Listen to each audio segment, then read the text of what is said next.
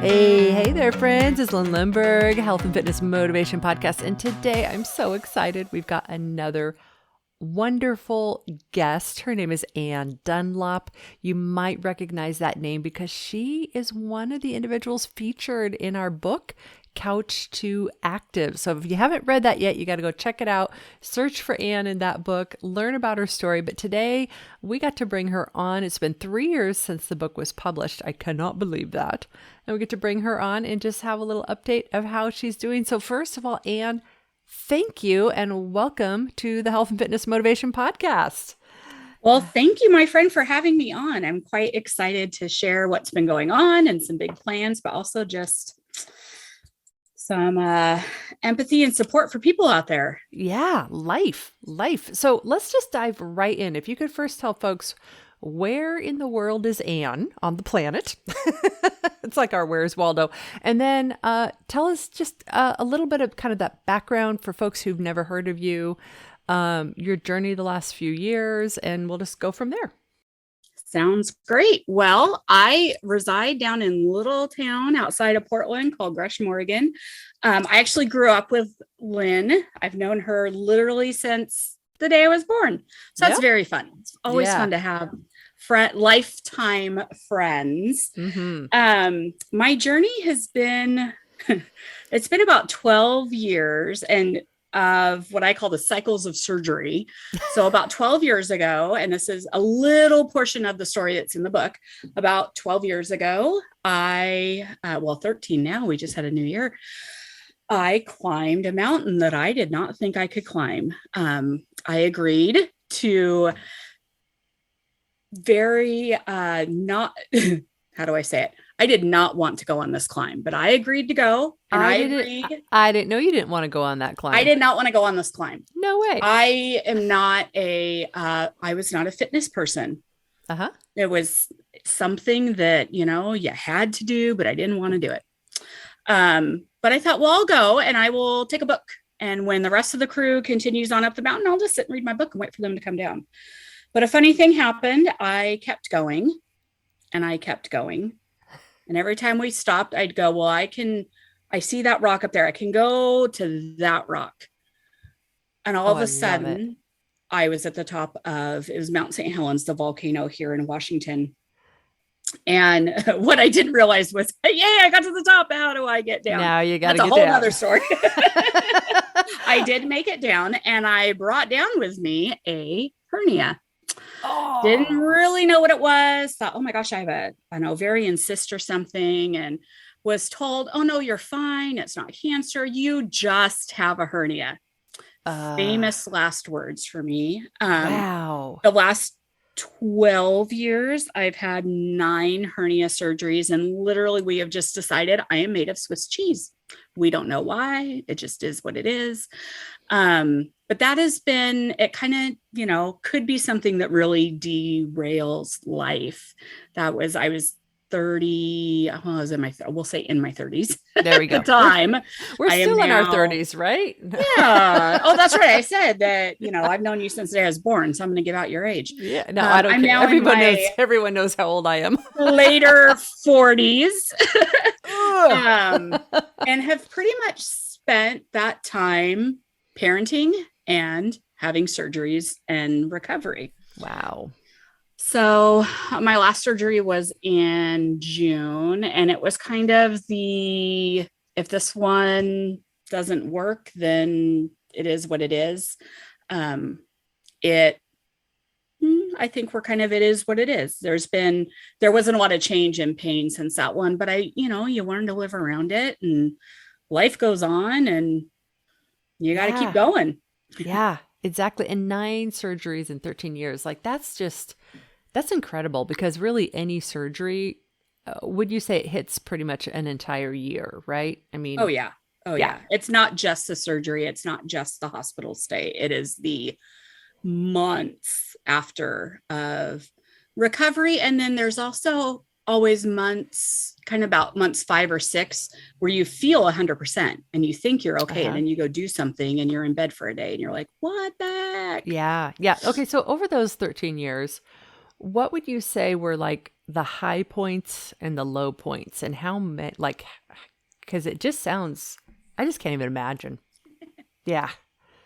It is up and down. Gosh, a high point. Well, one of the things that our family, you have to pivot. So part of, and this is going a bit deeper, but part of learning to live through this cycle is learning to let go of things or dreams that you had or how your family works, because it does affect the whole family.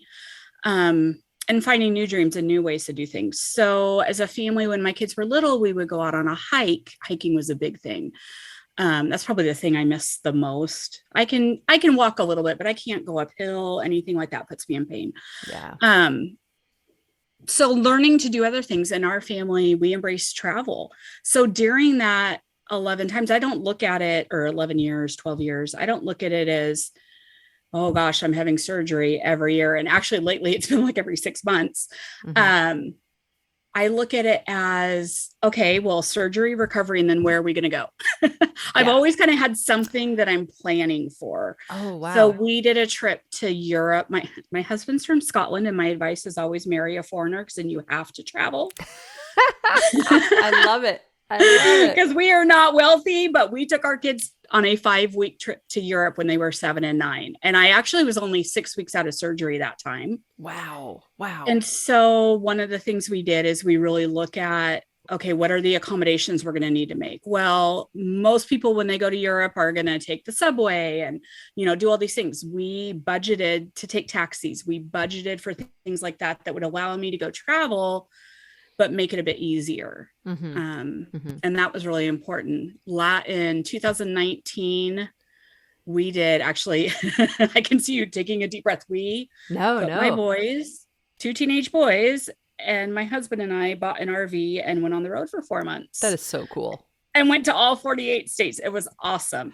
But go ahead. Oh, I just realized you did that in 2019, not knowing what 2020 would bring. Uh-huh. Yep. We have talked very often about how, well, it's a good thing we did that, because we wouldn't have done that once 2020 hit. Wow. Yeah. Oh my gosh. My gosh. Okay. So question for you. You would talk about the up and down cycles. So let's go back to like that very first hernia surgery. You did the Mount St. Helens climb, which is awesome. I remember seeing those photos. So cool. Then you have your first hernia with no knowledge of what the next 13 years would bring. Right. What advice would you give yourself back then, knowing what you know today? Go find the best surgeon you can, even for a routine surgery.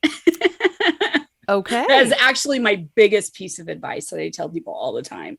Wow. If they tell you, oh, it's just this, or for hernias, it's one of the number one surgeries that's done all the time. Yeah. Usually on men. Yep. So women, they're a little bit harder, but it's one that when people hear it, they're like, oh, okay, no big deal. Yep. And we hear that a lot with different ailments, like, oh, whatever, just go there, just go do this. Yep. And not realizing that if I had just done a little bit of Googling, that I might find that, oh, women hernias are a little bit harder, or where I had mine was a little bit more complex. Yep. So I had my one surgeon for 3 surgeries, and he said, nope, can't do anymore. I don't know what to do. And then it was on me to go find the specialist, who I found, which luckily was right here in Oregon. Yep.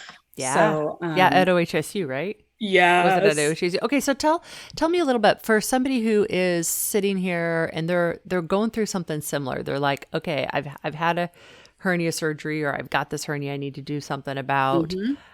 Like how much have you had to be your own health advocate versus just following what the doctors say? Oh, a lot, especially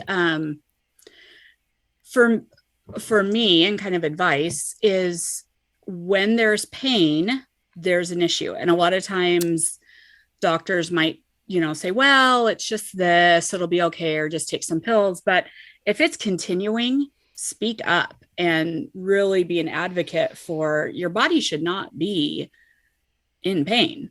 pain Mm-hmm. is a signal to us that something is wrong. Mm-hmm. Mm-hmm. So, yeah, follow Wow. up on that. Wow. And now like today, like this year 2022, you are in a really good place. And it's so exciting to see.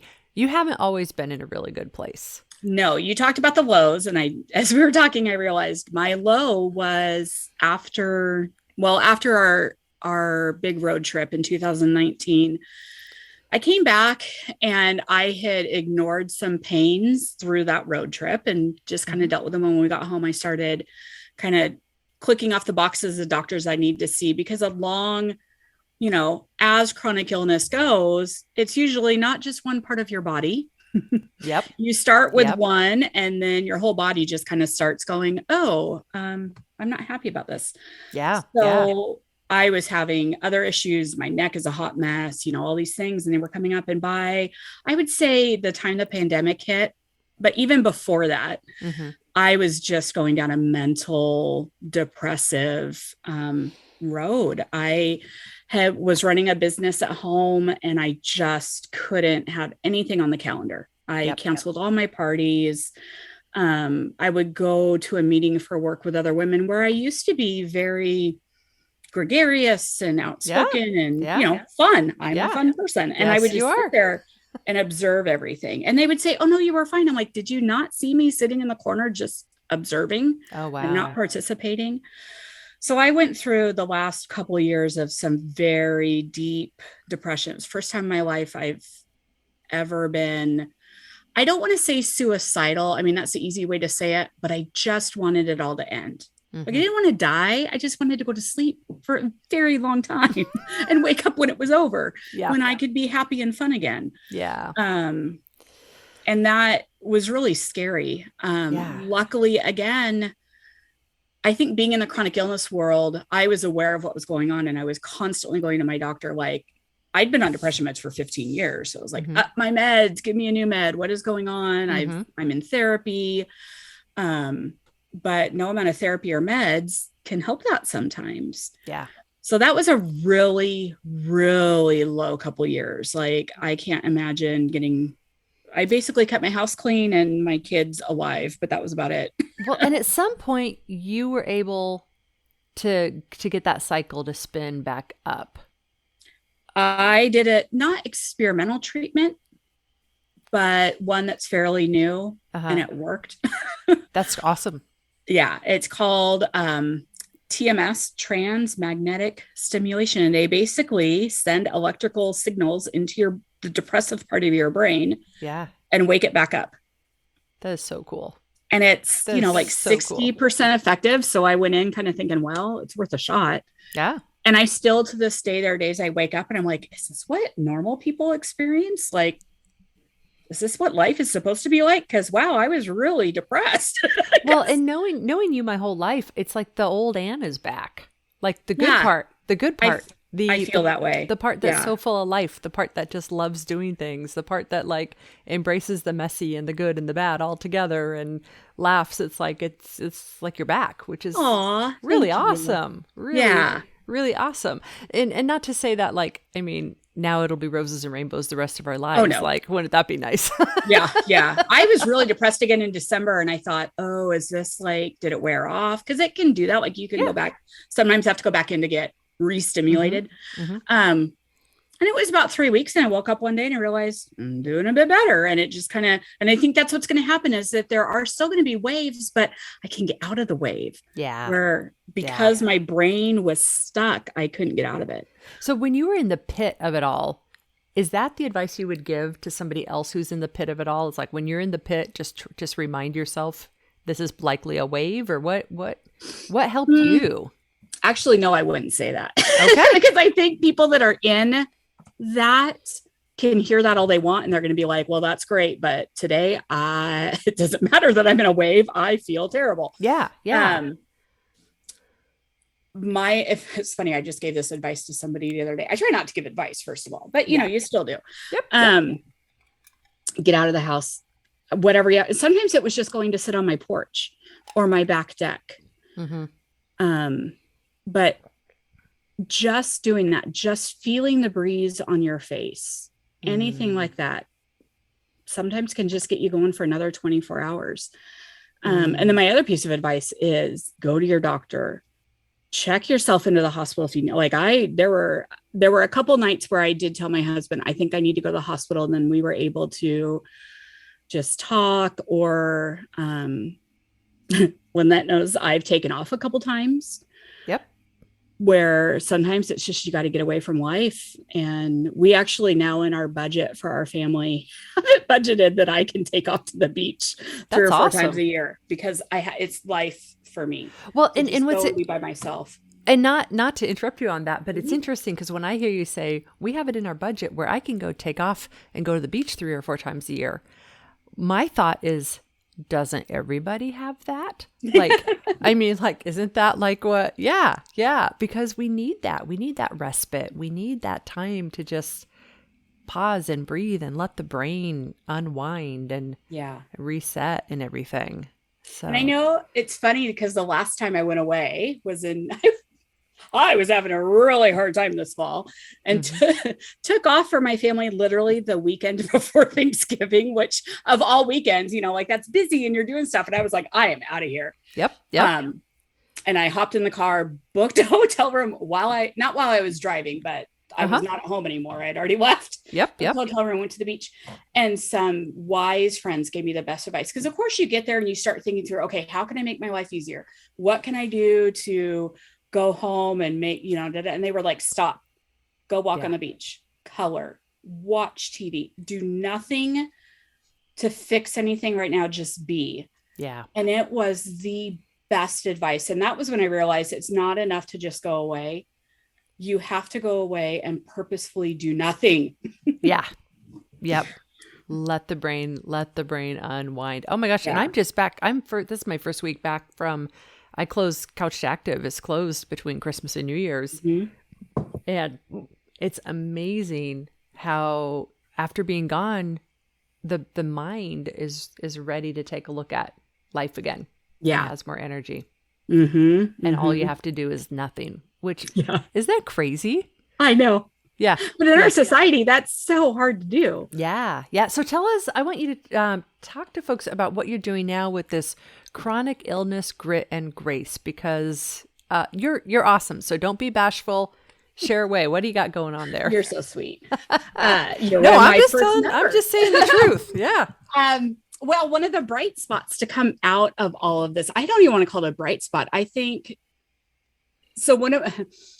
I started a group called Chronic Illness, Grit, and Grace. I think, we hear all the time, chronic illness or any hardship you're going through. Oh, there's going to be a silver lining, or God's got a reason for this, blah, blah, blah. Like, bullshit. Yes. Bullshit.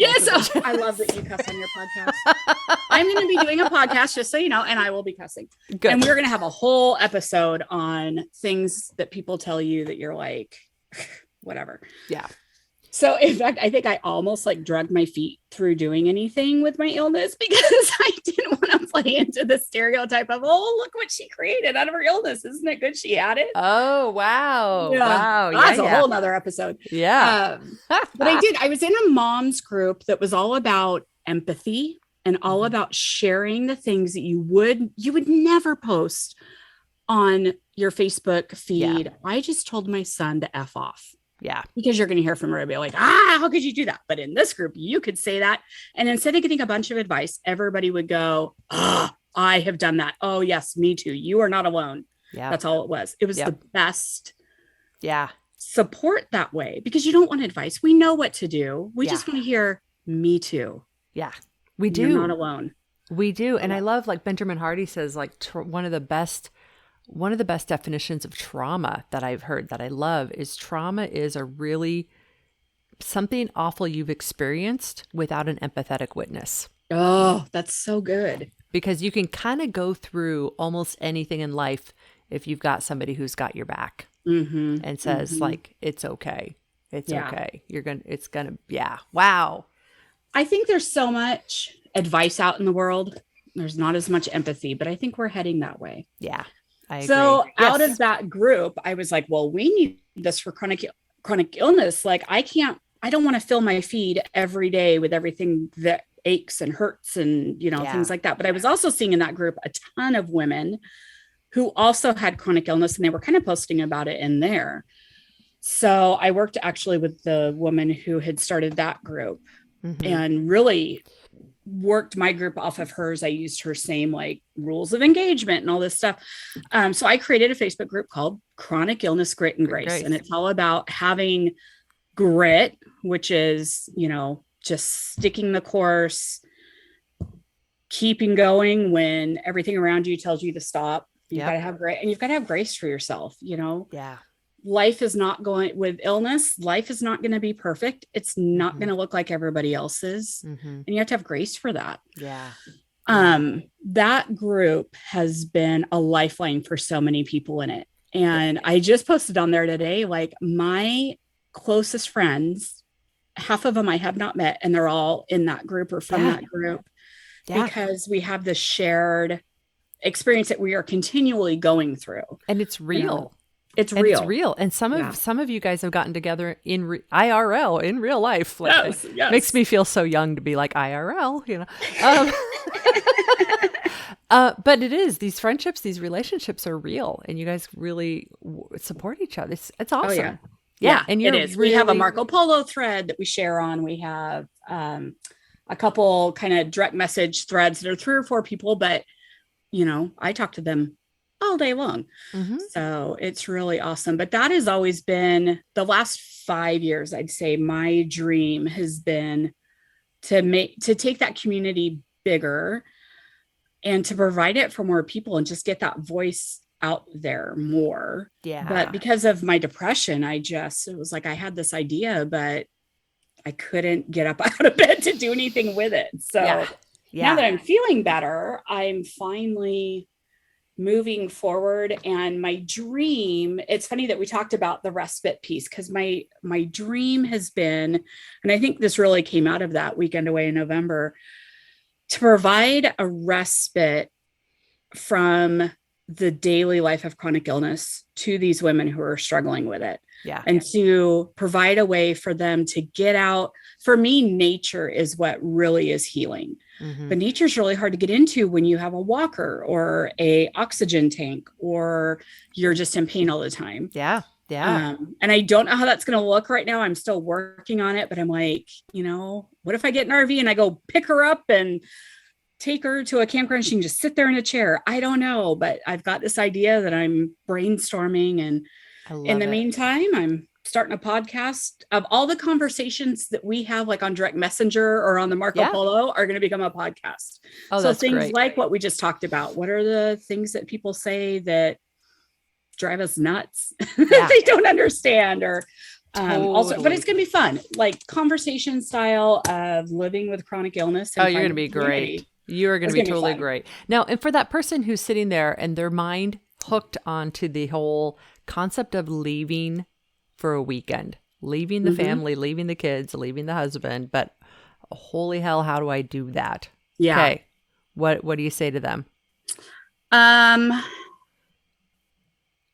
Just do it. I think every time I've done it, I have gotten to a point where it was a breaking point. And so you just do it. And what about the guilt? My kids are a little bit older. What about they're the guilt? 14 and, okay. They're 14 and 16, so they can take care of themselves. And my husband is great at ordering DoorDash. I think that's the biggest piece is don't worry about what's going to happen while you're gone. Your husband is capable. There's in the society we live in now, there's DoorDash. Call a friend, see if they'll take the kids out, or arrange for a sleepover if you need to. But I think that's when I say we now budget for it, that's what came out too, is the realization, okay, this has happened 3 times and it's happened kind of within a week of it happening or the day of. So now we need to budget for it. We need to plan for it because obviously it's very needed. That's cool. But again, just do it. I love it. I'm planning my weekend right now. No. I know you can't. And it goes back to the cheesy, corny, but it's so true. You cannot drink from an empty cup. Put your oxygen mask on first. And Yep. as moms, or even as women in general, we're trying to do that for everybody else. And we can't. And we don't do it for ourselves. Yeah. Yeah. Okay. If folks want to get to know Grit and Chronic Illness, Grit and Grace, where do they go? Awesome. Well, we have a website. It's still a work in progress, but it is up. Okay. Chronic Illness, gritandgrace.com. Yeah. If you would love to be a part of our community, we would love to have you. We are a fun, empathetic group of women who get it.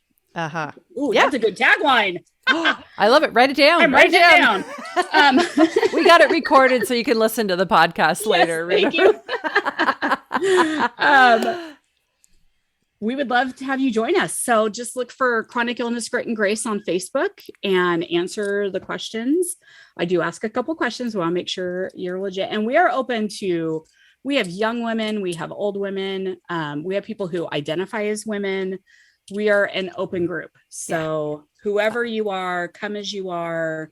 We're there for you. I'm glad you mentioned that. Oh my gosh, Anne, it has just been such an honor to have you on. Featured in the book, lifelong friend, just all this stuff, and it's just I'm so excited for what you're doing. You're an amazing leader. You're an amazing leader. You're so sweet. Well, you are one of my biggest champions, so I appreciate that. Oh, yeah. Love having lifelong friends. Yes, they're precious. They are precious for sure. So, alrighty, friends, that was Anne Dunlop. Oh my gosh, I still want to call you by your maiden name. And if you would like to get connected with her, we'll have those links she mentioned in the show notes of the podcast. And if you want to learn more about Couch to Active, head on over there to couchtoactive.com. The homepage has got those first couple of steps ready and waiting for you right there. That's couchtoactive.com.